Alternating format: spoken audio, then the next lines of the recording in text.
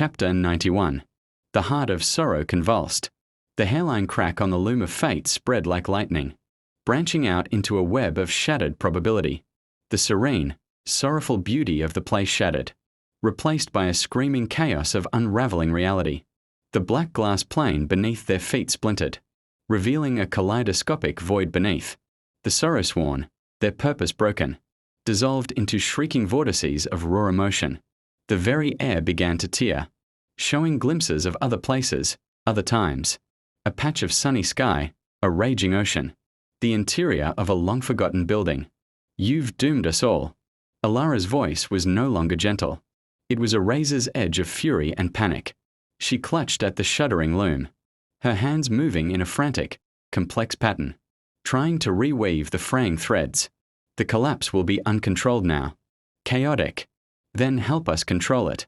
Kaelen shouted over the din, his Warden's blade rematerializing in his hand. The domain around them flickered, struggling to hold against the ontological storm. "You have the power. Use it to stabilize this, not end it. Stabilize a terminal patient."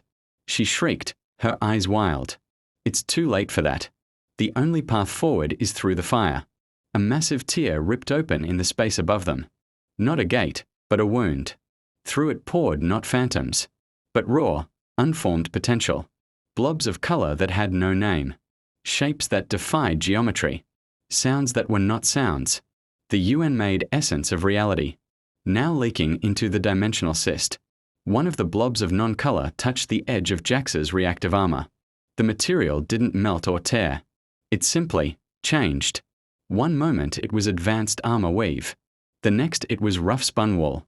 Then transparent glass. Then something soft and pulsating. Jax yelled, stumbling back as his own gear betrayed him. The battle was no longer against a person, but against the concept of entropy itself. Chapter 92. Fall back to Kaelen. Silas roared, his new axe cleaving through a wave of shifting, unstable matter that tried to swallow Rorick. The domain is the only stable ground. They formed a tight circle within the 30-foot bubble of Kaelen's asserted reality. Outside, the world was a painter's palette thrown into a hurricane. Inside, they stood on solid, grey stone, gasping for breath in the thinning air. Kaelen's mind was a furnace of calculation. He could feel his core integrity draining at an alarming rate, fighting a battle not against a single enemy, but against the dissolution of local physics. He was a dam holding back a sea of chaos. Elara was still at the loom, but now she was fighting a two-front war, trying to contain the catastrophic unraveling Kaelen had started, while also fending off the leaks of raw potential. She was a master weaver trying to down a net that was being cut faster than she could repair it. "This can't hold," Lyra yelled, firing a phased mana round into a vortex of screaming math. The round was simply unmade mid-flight. "We are going to be erased." Kaelen looked at Elara, at her desperate, losing battle to control the very chaos she had sought to unleash. His reflective insight showed him the truth. She was not an evil goddess. She was a surgeon whose patient was dying on the table, and she was refusing to admit there was no saving it. He had to make her see. He had to show her there was another way. "Silas, I need a path to her," Kaelen shouted. "I can't move the domain and maintain it." "On it," Silas bellowed. "Rorick, with me. We are making a bridge. Lyra, cover us. Jax, watch our flanks." The Obsidian Star Guild, armed with the Smith's gifts, prepared to charge into the heart of a reality storm. Chapter 93. What followed was not a battle in any conventional sense. It was a desperate pilgrimage through hell. Rorick led the way, his new tower shield glowing blue as he activated the inertial negation field. He didn't block attacks. He simply walked through them, the shield imposing a bubble of normal physics around him. Waves of UN light broke against it and dissipated. Shifting geometry slammed into it and shattered. Silas walked in his wake, his monomolecular axe cutting down any coherent threat that formed from the chaos. A serpent of solid sound, a wall of crystallized fear. Lyra and Jax protected the sides. Lyra's new rounds were one of the few things that could still affect the chaos, their phased mana properties allowing them to strike at the unstable energy signatures before they fully formed. Jax was a blur, his enhanced speed allowing him to deflect smaller tendrils of raw potential with his short sword. His armor constantly shimmering as it adapted to the environmental shifts. Kaelen walked in the center, maintaining the domain, his entire being focused on the single point of order they represented. He was the anchor, and they were his chain, pulling him towards the loom. Elara saw them coming. With a cry of frustration, she tore a handful of threads from the loom and threw them at the advancing party. The threads weren't physical. They were the threads of what if. Chapter 94. The world dissolved around them. One moment they were fighting through chaos. The next, Jax was in his childhood home, his mother alive and well, scolding him for tracking mud on the clean floor. The offer of a normal, safe life. So vivid and real it brought tears to his eyes. Lyra was the head of the association, respected and powerful, her name synonymous with justice and order. All the recognition she had ever been denied was hers. Rorick was not a hunter, but a simple blacksmith, his hands creating beautiful, useful things instead of destruction. The weight of his shield was gone. Silas saw his guild thriving, wealthy and renowned, every member safe and provided for. The burden of leadership was lifted. And Kaelen saw a version of himself that had never been sick. He was a university professor, surrounded by books and eager students. His biggest worry a pending publication. There was no pain, no core, no crushing responsibility. There was peace.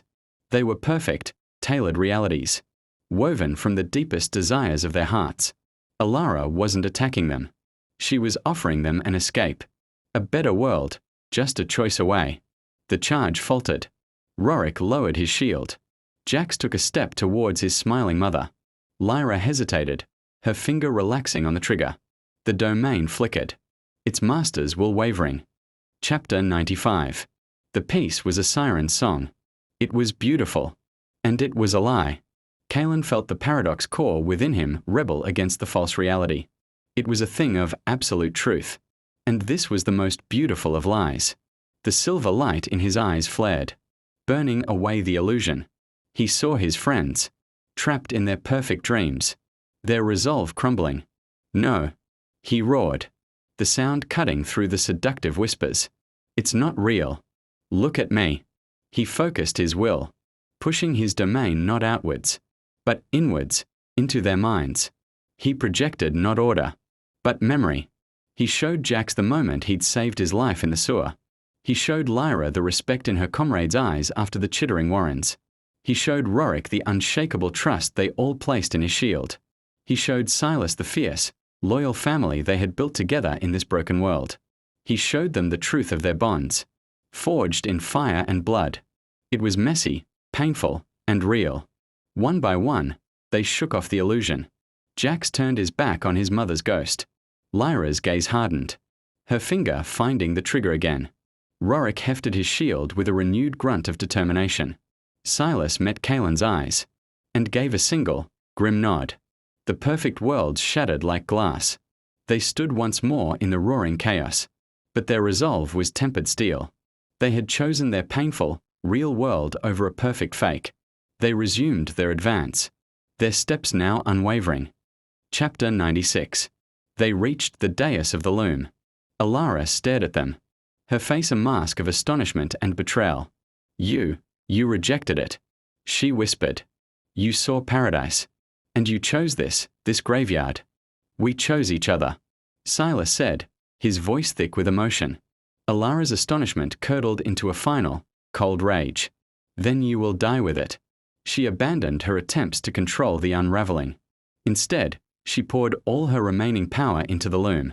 Not to reweave, but to accelerate the collapse. The loom glowed with a malevolent, white light. The cracks stopped spreading.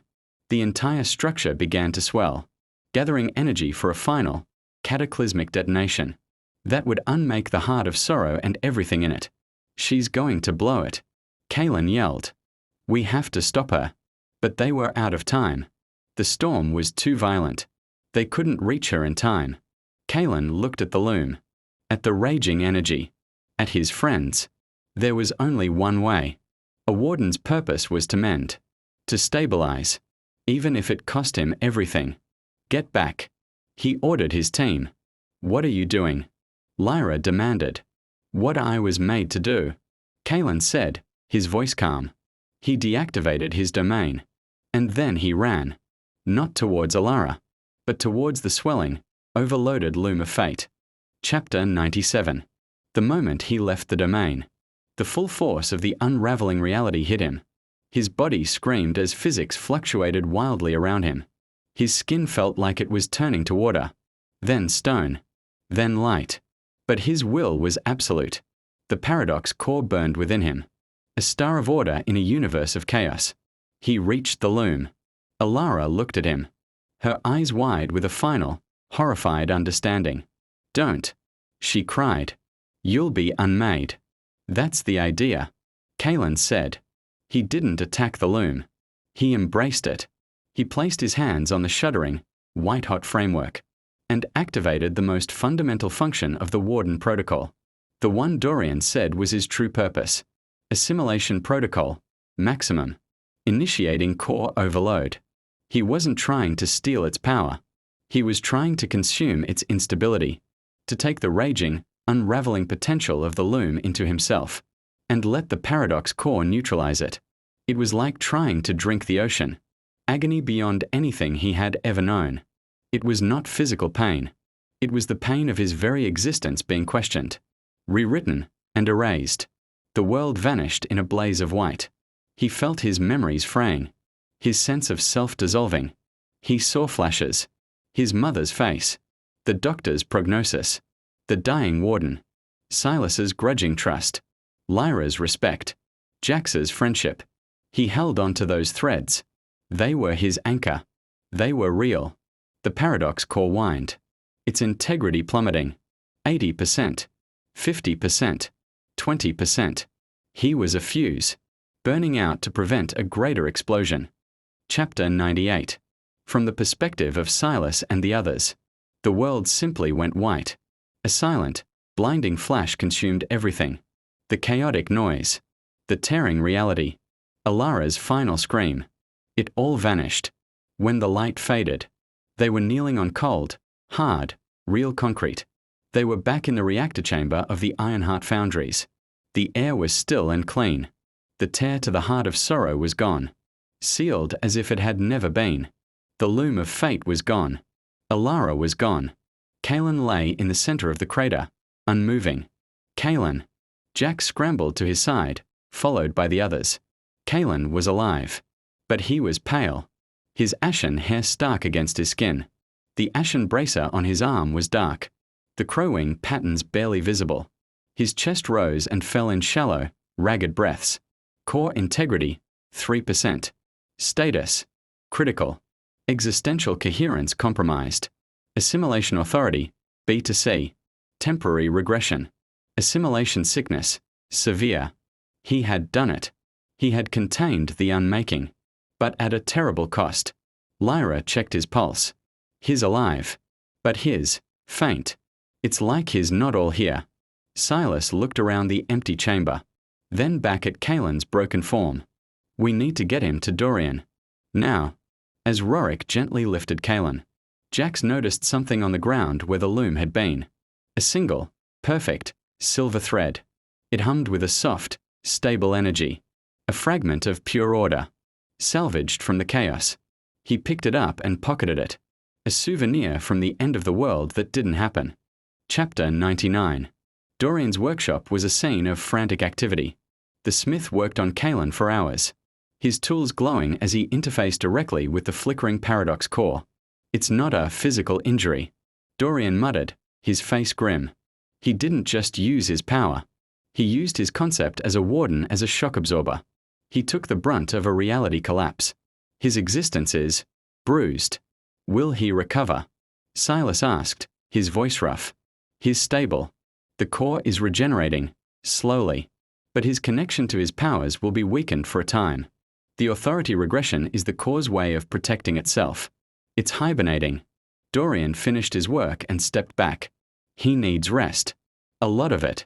While Kaelen slept a healing, dreamless sleep, Dorian turned to the others. You did it, he said, a newfound respect in his eyes.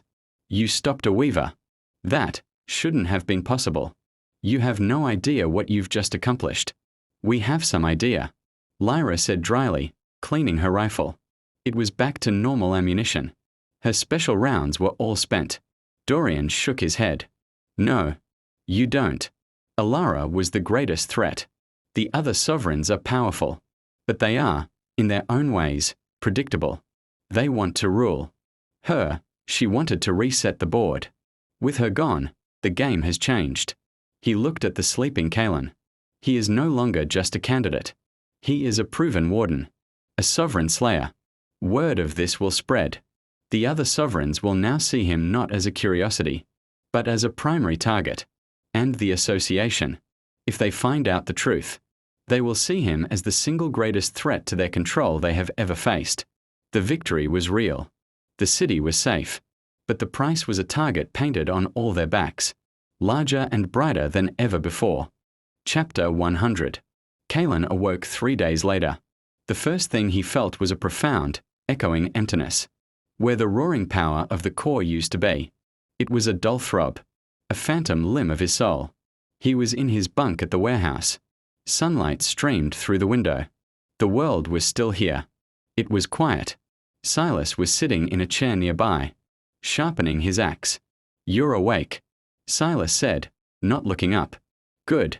Was getting tired of watching you sleep. Kaelen tried to sit up, his body protesting with a deep, universal ache. The others. Alive. Thanks to you. Silas put down his whetstone and looked at him. You scared the hell out of us, kid. I didn't have another play. Kaelen said, his voice a rasp. I know. Silas stood up and walked to the door. That's what leaders do. They make the hard call. He paused at the threshold.